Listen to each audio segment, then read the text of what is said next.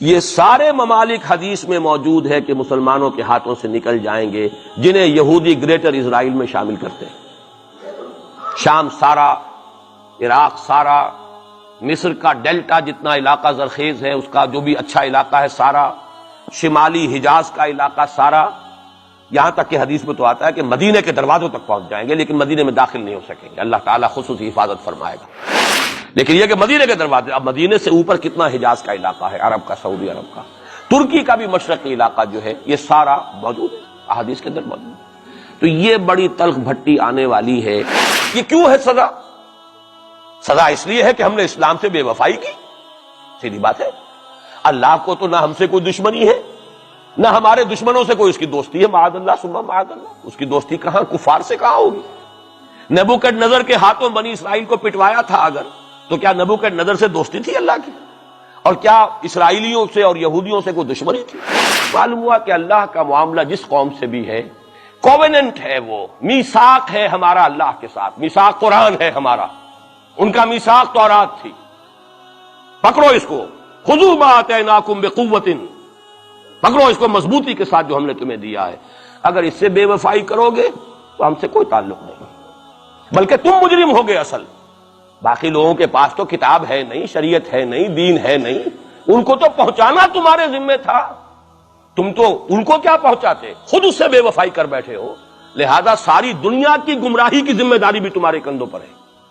یہ ہے وہ جرم جس کی بنا پر سزا ملے گی، سزا کے مستحق ہیں ہم، اور ہم میں سب سے بڑھ کر عرب ہیں جن کی مادری زبان عربی ہے، جن کو صرف نحو پڑھنے کی ضرورت نہیں قرآن سمجھنے کے لیے، وہ تو از دل خیزت بر دل ریزت، براہ راست کمیونیکیشن قرآن سے ہو رہی ہے، وہ بے وفائی کریں تو ظاہر بات ہے مہا مجرم وہ ہے۔ لیکن پھر غیر عرب مسلمانوں میں اس وقت روئے ارضی پر سب سے بڑی مجرم قوم 10 کروڑ مغربی پاکستانی، یہ میں ڈنکے کی چوٹ کہہ رہا ہوں اور بہت عرصے سے کہہ رہا ہوں، اس لیے کہ ہم وہ لوگ ہیں کہ جنہوں نے اسلام کے نام پر ملک بنایا۔ کوئی ملک دوسرا دنیا میں اس وقت اسلام کے نام پر نہیں بنا۔ ہم وہ لوگ ہیں پاکستان بنانے کے لیے لاکھوں جانیں مسلمانوں کی، کلمہ گوؤں کی گئیں اور ہزاروں عصمتیں لوٹیں، اور نہ معلوم کتنی مسلمان لڑکیاں اور عورتیں جو ہے رہ گئی پھر بھی ہمیشہ ہی سکھوں کے پاس، اور وہ آئی نہیں پاکستان اس اسلام کے نام پر۔ اور کیا کیا ہے ہم نے؟ 46 برس ہو گئے، اس کہاں اسلام ہوا؟ لہذا اس سے بڑی مجرم قوم عربوں کے بعد، ہم یہ کہہ سکتے ہیں ہمارا عام آدمی قرآن نہیں پڑھتا، قرآن جانتا نہیں، ٹھیک ہے، اپلی ہے کچھ نہ کچھ،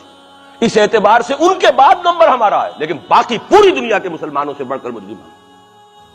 اور ہم اصل میں نہ صرف یہ کہ خود اپنے حصے کے مجرم ہیں، بھارت کے مسلمانوں کا بھی سارا وبال ہماری گردن پر ہے۔ آج میں چاہتا ہوں کہ اس کو آپ اچھی طرح نوٹ کر لیں۔ بھارت کے مسلمانوں نے، جسے آپ فرض کفایہ کہتے ہیں، نماز جنازہ فرض کفایہ، چند لوگوں نے بھی کسی مسلمان کی نماز پڑھ لی تو سب کی طرف سے ادا ہوگی، کسی نے بھی نہیں پڑھی تو سب مجرم ہو جائیں گے، بستی کے سب لوگ مجرم ہوں گے۔ بھارت کے مسلمانوں نے فرض کفایہ ادا کیا جب پاکستان بنوا دیا آپ کو، اور اس کی قیمت آج بھی وہ دے رہے ہیں، کھلے نعرے لگ رہے ہیں، مسلمان کے 2 استھان، پاکستان یا قبرستان، تیسرا کوئی جگہ نہیں۔ ڈنکے کی چوٹ کہا بابری مسجد کے بعد ایل کے اڈوانی نے، ہم ساری مسجدیں گرا دیں گے ہندوستان کی، کوئی مسجد باقی نہیں چھوڑے۔ ڈنکے کی چوٹ، اعلانیہ، یہ سب کچھ ہو رہا، اور یہ نعرے تو نہ معلوم کب سے لگے،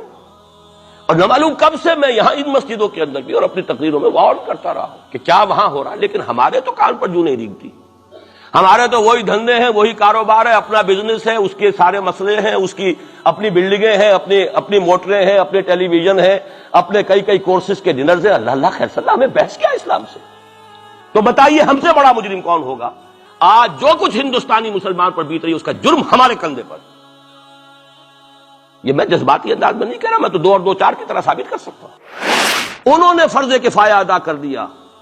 اور اس وقت یاد کیجئے مولانا ابوالکلام آزاد، مولانا مدنی، جمعیت علماء ہند کے علماء اپنے تقدس اور اپنے تدین اور اپنے تقوی کے اعتبار سے انکویسچنیبل، کوئی شک و شبہ نہیں ہو سکتا ان کی نیت پر اور ان کے تقوی پر اور کردار پر، انہوں نے کیا کہا تھا؟ یہی کہا تھا کہ یہ پاکستان بنا کر تم مسلمانان ہند کو 3 حصوں میں تقسیم کر دو گے۔ 3 میں کہا تھا، 2 میں نہیں، 3 میں، حالانکہ بظاہر تو ایک پاکستان بن رہا تھا نا، لیکن یہ مولانا ابوالکلام آزاد کے الفاظ تھے کہ 25 برس سے زیادہ یہ دو خطے یکجا نہیں رہ سکتے، اور 25 برس کیا 24.25 برس میں ٹوٹ گیا پاکستان، 25 برس پورے نہیں ہوئے، اور ان کے الفاظ سے یہ کہ 25 برس سے زائد جمع نہیں رہ سکتے، 24.25 برس میں ختم ہو گیا،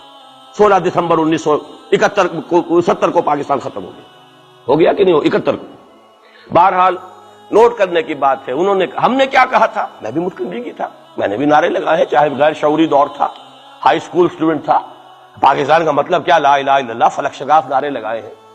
اور نوائے وقت کا پرچہ انتظار کرتے تھے اسٹیشن پر کھڑے ہو کر، حصار ریلوے اسٹیشن کے اوپر، کہ اب گاڑی آئی اور اب نوائے وقت لیا اور پھیل گئے پورے شہر میں اس کو پہنچانے کے لیے۔ ہم کیا کہا کرتے تھے، جی نہیں، دو طرف سے پاکستان جو ہے مضبوط پاکستان ہوگا، ہندوستان میں کسی ہندو کو جرت ہوگی مسلمان کے لیے کوئی میلی نگاہ سے دیکھنا بھی؟ وہ سارے خواب کہاں گئے؟ جو ہمارا حال ہے وہ تو ہونا ہی تھا، یہ ملک بنا اسلام کے نام پر، اس کا استحکام ہو سکتا تھا تو صرف اسلام کی بنیاد پر ہو سکتا تھا، اسلام سے غداری کی، لہذا یہاں تو اب قومیتیں ہیں، یہاں تو اب ایتھنک اور ریجنل اور نہ معلوم کس کس قسم کی اور لنگوسٹک جو ہے نیشنلٹیز ہیں، نیشنلزمز ہیں، وہ جو ایک امت ایک وقت میں بن گئی تھی، ایک قوم، مسلم قوم ہندو کے مقابلے کے لیے، وہ تو ختم ہوئی۔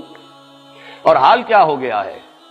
اس سے پہلے بھی کبھی کبھی ہندو مسلم فسادات ہوتے تھے، کیا سندھ سے مسلمان نہیں پہنچ جاتا تھا وہاں ریلیف کے لیے؟ کیا پنجاب سے اور سرحد سے مسلمان نہیں جاتے تھے، بہار نہیں گئے تھے؟ کیا کانپور کی مسجد شہید ہوئی تھی 1915 میں تو پوری ہندوستان سے مسلمان نہیں پہنچ گئے؟ آپ کیا کر رہے ہیں، مندر گرا دیے، یہاں بڑی بہادری کا کام کیا، مندر گرا دیے، شرم سے ڈوب مرنے کا مقام ہے، یہاں بھی گویا کہ ہم اپنے عمل سے اسلام کی مخالفت کر رہے ہیں، اسلام تو اجازت نہیں دیتا، آپ کسی اور کے جرم کی سزا کسی اور شخص کو نہیں دے سکتے۔ ہمارے پاس تو یہ سیکریٹ ٹرسٹ ہیں، یہ لوگ ذمہ وہ اپنے آپ کو منواتے نہیں، لیکن ہمارے تصور سے، اسلام کے تصور سے ذمہ ہے، ان کی جان مال عزت آبرو، ان کی عبادت گاہوں کی حفاظت کا ذمہ ہے ہمارا، ایک بڑی بہادری کی ہے۔ ذرا سوچئے تو صحیح، کیا دنیا نے سوچا ہوگا، اور نتیجہ کیا نکلا؟ اگر کسی درجے میں بھی بابری مسجد کی شہادت پر کوئی دنیا میں کوئی رائے عامہ ہو سکتی تھی کوئی ہندوستان کے خلاف، ختم ہو گئی۔ جو انہوں نے کیا 10 گنا تم نے کر لیا، تم نے ایک مسجد گرائی ہے، تم نے اتنے 100 کہتے ہیں، پتہ نہیں مجھے تو معلوم نہیں 100 گرائے کتنے گرائے ہیں، بہرحال جتنے مندر تھے تم نے گرا دیے، فرق کیا ہے؟ ایک کردار ہے تمہارا، ایک ہی تمہارا اخلاق ہے، ایک ہی تمہارا معیار ہے، کوئی فرق ہی نہیں، بلکہ وہاں تو کم سے کم یہ تو رہا ہے، دنیا کی آنکھوں میں دھول ڈالنے کے لیے کم سے کم یہ کہ فورن منسٹری جو ہے اس نے ریزائن کیا، ہم نے مان لیا جی ہم نہیں کر سکے، ہم مجبور ہیں، حالانکہ سب ان کی اجازت سے ہوا ہے، بلکہ ان کی ملی بھگت سے ہوا ہے، لیکن یہ کہ کلیان سنگھ نے فوراً استعفیٰ دے دیا، منسٹری ختم ہو گئی۔ پھر وہ بھارت کی مرکزی حکومت نے اور بھی پارٹیز کو بھی بین کر دیا، اور اس کے بعد یہ ہے کہ انہوں نے حکومتیں بھی 3 اور صوبوں کی توڑ دی، وہ تو سرخرو ہو گئے پوری دنیا کی جو رائے عامہ ہے، ہم اس کے سوا کیا کر سکتے ہیں؟ ہمارا ایک دستور ہے،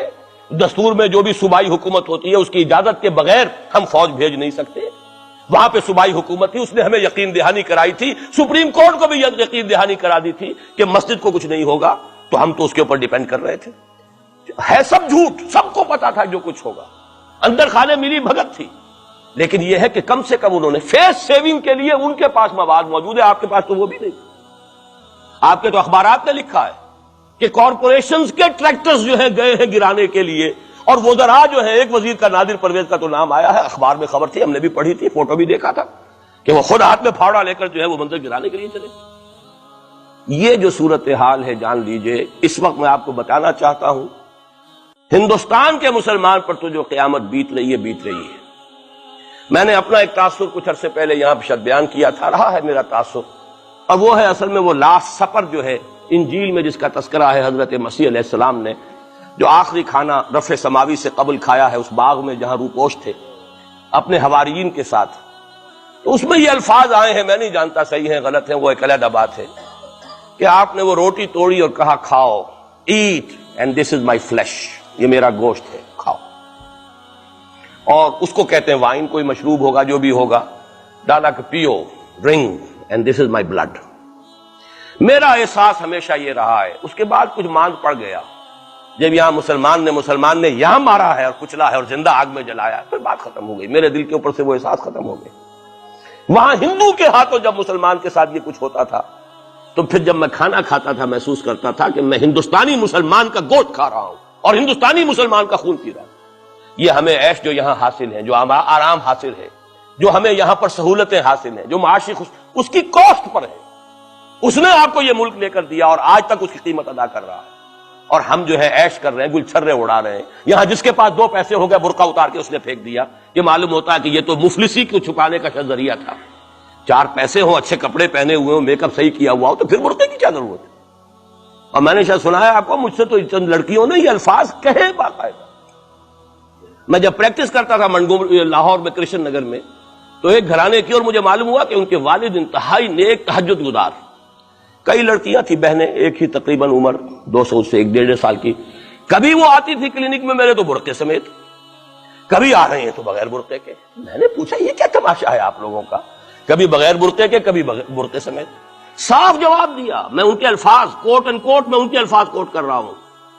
ڈاکٹر صاحب جب ہمیں کوئی میک اپ کرنے کا، کپڑے بدلنے کا موقع نہیں ملتا تو ہم برقع پہن لیتے ہیں، اور جب ہمیں موقع ملتا پھر ہم برقع کائے کو پہنتے. تو گویا کہ اس کو چھپانے کا ذریعہ برقع ہے کہ کپڑے میلے ہیں، میک اپ نہیں کیا تو لہذا برقع پہن لیا. یہ ہے حال پاکستان میں اسلام کا جو ہم نے بنایا ہے.